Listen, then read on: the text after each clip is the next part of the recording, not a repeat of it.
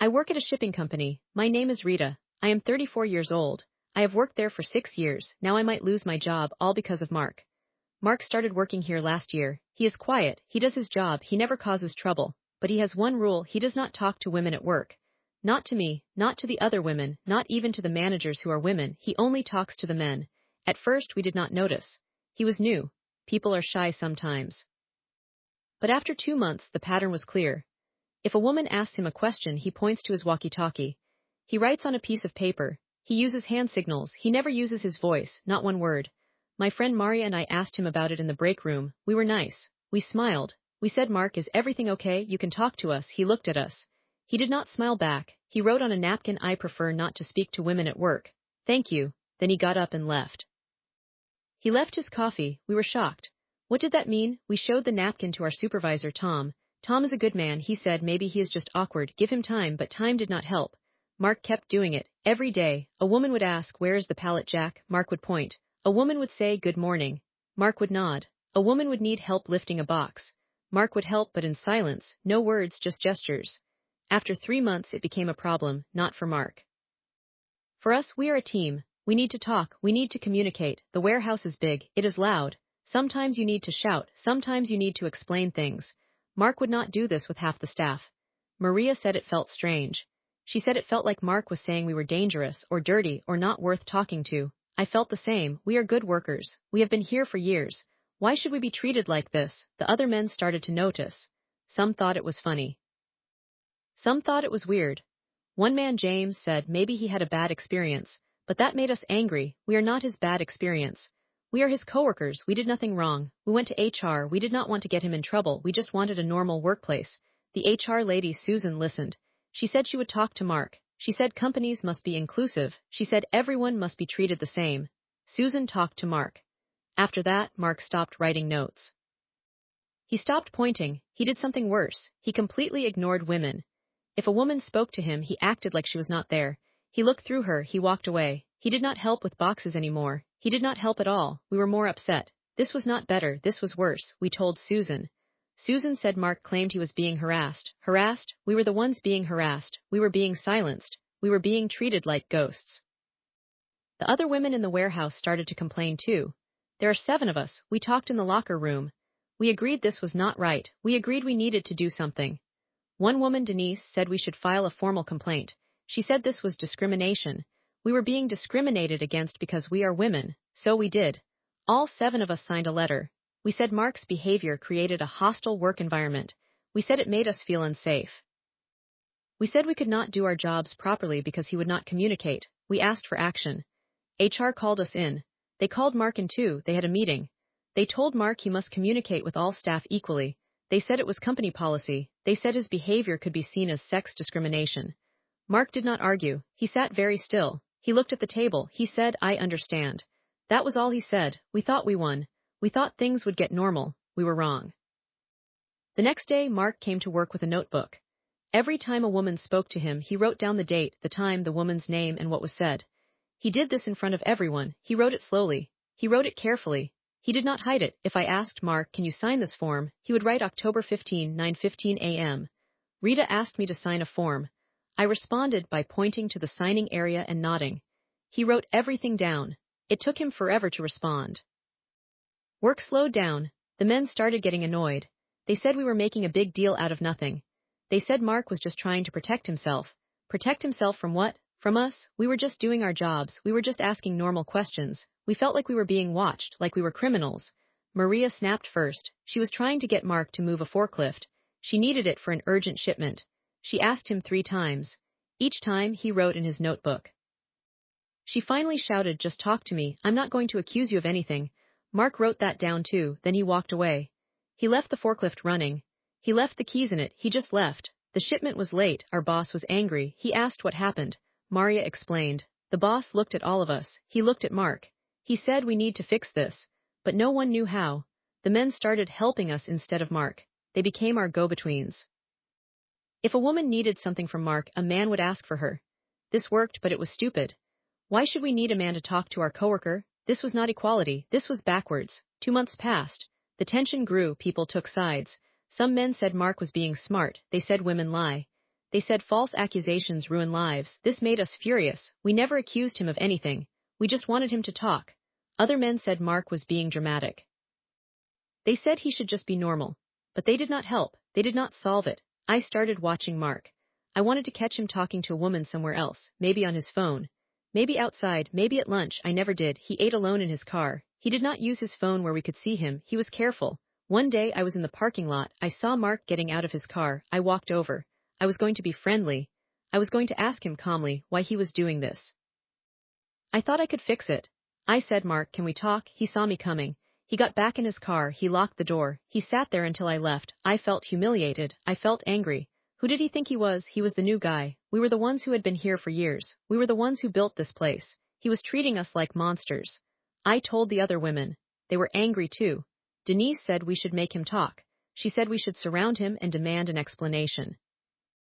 We did not do that, but we wanted to. Then came the day, the snap. It was a Friday. The warehouse was hot. The air conditioner broke. Everyone was tired. I had a headache. I was moving boxes near Mark. I needed to know where a shipment was going. I asked him. He started writing in his notebook. I lost my patience. I said, Mark, stop this. Just talk. We are not going to rape you. The words came out before I could stop them. They were ugly. I knew it, but I was so tired, so angry. So sick of his silence. Mark stopped writing. He looked at me. For the first time, he looked me right in the eyes. His face was blank, no anger, no surprise, nothing.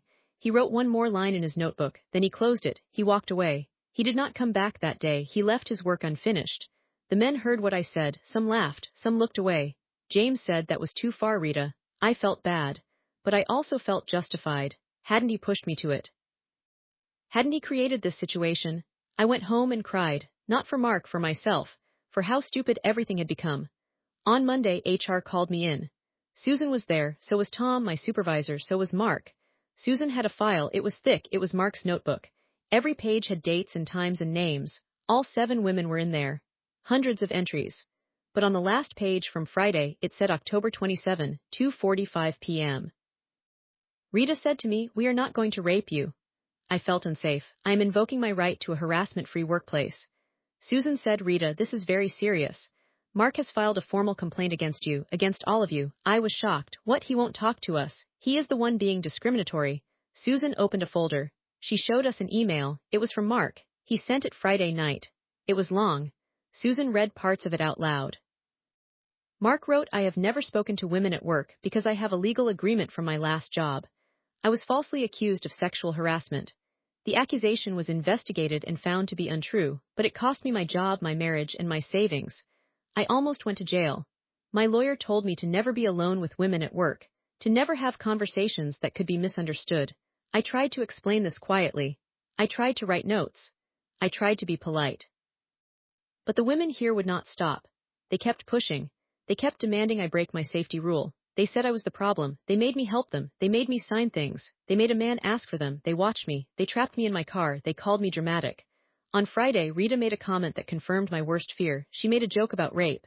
I cannot work here anymore. I am not safe. I sat there. I could not speak. My mouth was dry. Susan said Mark was not in trouble. She said his behavior was protected. He had a medical note. He had a legal letter. He had a right to protect himself. He had asked for a simple accommodation. He asked to be left alone. We did not leave him alone. Susan said the company had to investigate our complaint against Mark, but now they had to investigate Mark's complaint against us. She said our complaint looked like harassment. She said we created a hostile environment for him. She said, you demanded he speak to you. You wrote a letter saying he made you feel unsafe, but you never gave him any space. You followed him, you recorded him, you mocked him, you used the word rape in a workplace. This is not okay. I wanted to say Mark was lying, but his papers were real. The lawyer's letter was real. The medical note was real. He had a therapist. He had documentation. I wanted to say we didn't know, but we never asked him why. We just demanded he change. We decided what normal was. We decided he had to fit it. Susan said we could not talk to Mark anymore. She said we could not be near him. She said we had to use only written communication with him. She said if we broke this, we would be fired. The irony. We wanted him to talk. Now we were not allowed to talk to him. The other women were angry. They said Mark was playing the system. They said it was not fair, but I felt something else. I felt shame. I went home that night and thought about the napkin. The first note. I prefer not to speak to women at work. Thank you, that was his request, a simple request. He said please basically. He said thank you, we could have said okay, we could have worked around it. The men could have been go-betweens from the start. It would have been weird, but we would have gotten used to it. Work would have been fine, but we said no. We said you must talk to us. We said your trauma is less important than our comfort. We said your fear is not real. We said your coping strategy is discrimination. We said we feel unsafe because you won't talk, but he felt unsafe because we wouldn't stop talking. The next week, Mark transferred to the night shift. He works alone now. He does not have to see any women. The company gave him a raise for his trouble. They said it was compensation for stress. We stayed on day shift, but things changed. The men stopped trusting us. They saw we could get someone in trouble just for protecting himself. They stopped inviting us to lunch. They stopped sharing information. They helped us when they had to, but they were cold. Tom, our supervisor, stopped being friendly. He said we caused a lot of paperwork. He said we made his job harder. He said next time we had a problem, we should try talking to the person first. Not HR, not a group letter, just talk, but we couldn't talk to Mark. That was the whole problem. Management had a meeting. They said we needed sensitivity training. They said we needed to learn about boundaries. They said we needed to understand that not everyone is the same. They said accommodation is a two-way street. We sat in a room for 8 hours watching videos about harassment. The videos showed people following coworkers, people demanding conversations, people making jokes, people not listening to no. We were supposed to watch and learn what not to do, but all I could see was us. I tried to talk to Maria about it. She said it was bullshit. She said Mark was the harasser. She said he made us feel small. She said the company was afraid of a lawsuit. I asked her, but what if he really was scared? What if we made it worse? She looked at me like I was crazy. She said, Rita, he is a man. Men are not scared of us, they are the ones who hurt us, but I was not so sure anymore. I saw Mark's car one night. It was in the far corner of the lot. He was sitting inside. I thought about walking over. I thought about apologizing. But I remembered Susan's warning. I could not talk to him, I could not go near him. So I stood there 50 feet away and watched him through the window. He was reading something, he looked calm, he looked safe. I felt a hole in my chest. I wanted to fix it, but I couldn't. The thing I broke was his trust. Trust doesn't fix with sorry. Sorry is just another word. And Mark doesn't want words from women like me. A month later, Denise got a new job. She quit. She said this place was toxic. She said the management protected men. She said we were the victims. She said Mark won, but I didn't feel like he won. I felt like we all lost. The work is harder now. We have to ask men for help with everything Mark used to do. The men are tired of it. They say we should learn to do it ourselves. They say we should stop complaining. Maria and I don't talk about Mark anymore. It feels dangerous. Like saying his name might cause more trouble. Last week I got my performance review. Tom gave me a needs improvement. He said my teamwork score was low. He said I had trouble respecting boundaries. He said I needed to show improvement or I would be put on probation. I asked him what I should do. He said stop making things about gender. Stop demanding people be like you, just do your job. I wanted to cry. I wanted to say I was just trying to make things fair. I was just trying to make Mark normal. But Tom's face was hard. He had the same blank look Mark had that day. The look that said, I am done with this. I went home and I thought about the beginning, about the napkin. I prefer not to speak to women at work. Thank you, I thought about what I should have said. I should have said, okay, Mark. No problem, we'll figure it out. Instead, I said, why not? I said, that's weird. I said, that's unfair. I said, we're not going to rape you. I said the worst thing. I proved his fear was real. I showed him that women at work could say anything, could turn anything into a weapon, even the idea of rape, even a joke, even a moment of anger. I became his evidence. Yesterday, I saw the new schedule.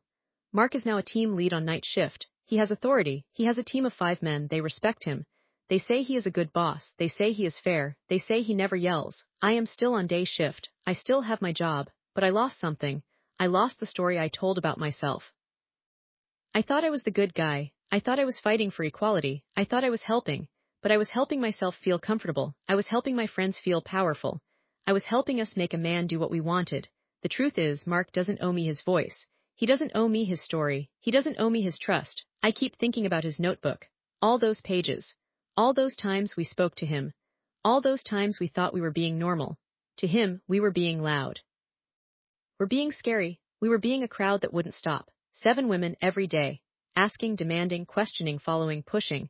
We thought we were being friendly. We thought we were being professional. We thought we were being inclusive. But we were being a mob, and now I am alone.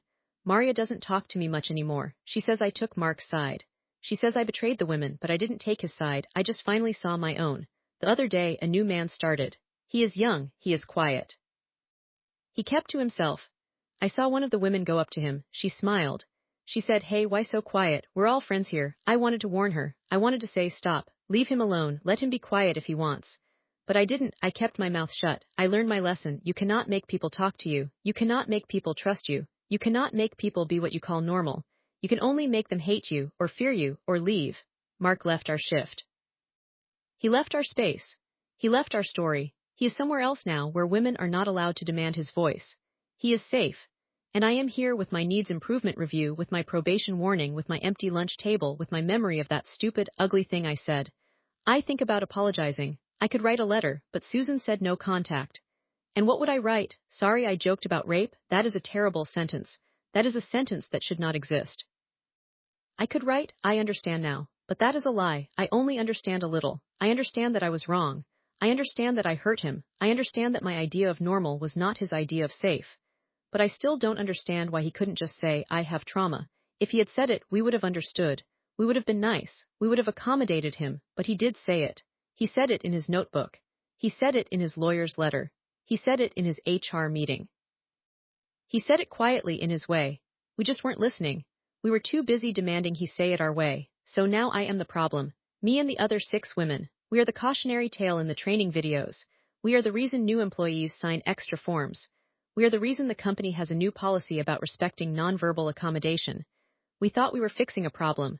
We were the problem. I still have the napkin. I kept it. I don't know why. It is in my drawer at home. It says I prefer not to speak to women at work. Thank you. I look at it sometimes. I see the careful letters, the polite words, the period at the end. It is a complete sentence. It is a complete request. It is a complete boundary. We tore it up, not the paper, the meaning. We said your boundary is wrong, your fear is wrong, your way of surviving is wrong, be like us instead. And when he said no, we called him a problem. We called him discriminatory. We called him a harasser. But we were the ones who harassed. We were the ones who discriminated. We discriminated against his silence. We discriminated against his fear. We discriminated against his difference. Now I have to live with that. I have to live with Tom's cold looks. I have to live with the training videos. I have to live with the fact that Mark is somewhere safe and I am somewhere dangerous. I am dangerous because I thought I knew what everyone needed. I thought I knew what normal was. I thought my comfort was more important than his safety. I was wrong, but I also still feel mad sometimes.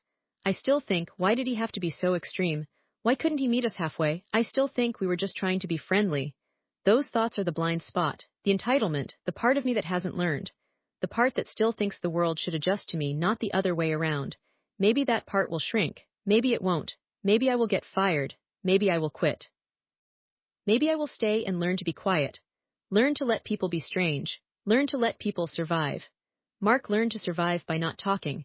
I am learning to survive by talking less, by listening more, by reading the napkin before I throw it away. I don't know where this ends, I just know where it started.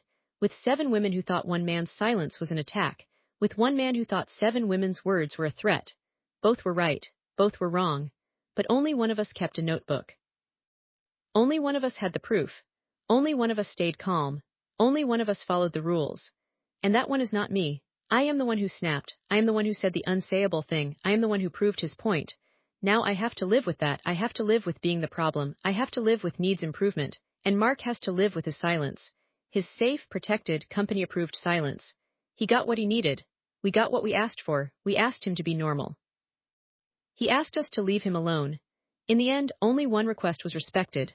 It wasn't ours. I still see his car sometimes.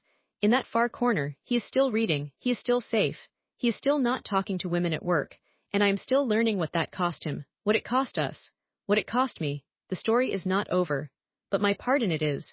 I am just a woman in a warehouse who learned too late that some walls are there for a reason.